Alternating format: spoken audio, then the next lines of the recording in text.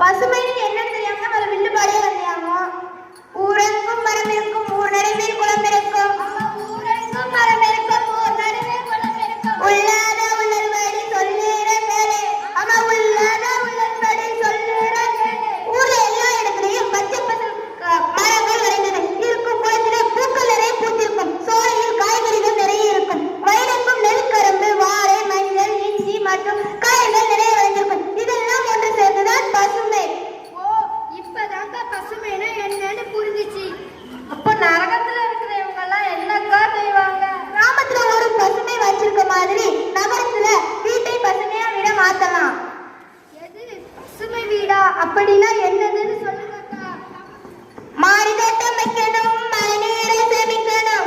மாடி தோட்டம் வைக்கணும், மழை நீரை சேமிக்கணும். மாடி தோட்டம் வைக்கணும், மழை நீரை சேமிக்கணும். அம்மா, மாடி தோட்டம் வைக்கணும், மழை நீரை சேமிக்கணும். மக்கு குப்பை மக்கா குப்பை தவாபடி பிரிக்கணும். ஆமா, மக்கு குப்பை மக்கா குப்பை தவாபடி பிரிக்கணும். வீட்டுல மாடி தோட்டத்தை வச்சு வீட்டை காய்கறி குளமாய் வாங்கி காய்கறிகளை விளைய வைக்கலாம். மழை நீரை சேமித்து நிலத்தடி நீர்மட்டத்தை உயர்த்தலாம். வீடு பசுமை, நாடு பசுமை தானக்கா. சரி சரி, பசுமைனா என்னன்னு நல்லா தெரிஞ்சுக்கிட்டேன். இப்ப பாரம்பரியம்னா அப்படின்னா என்னன்னு சொல்லுங்கக்கா.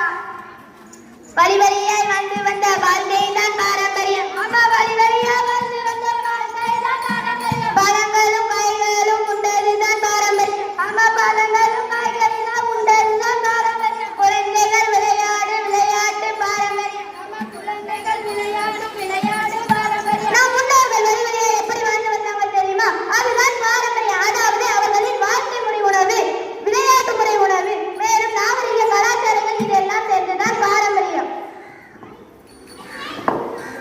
நெல்லுங்க. இப்ப இருக்கிற பசங்களுக்கு செல்லுல விளையாடுற விளையாட்டு தானே தெரியும்.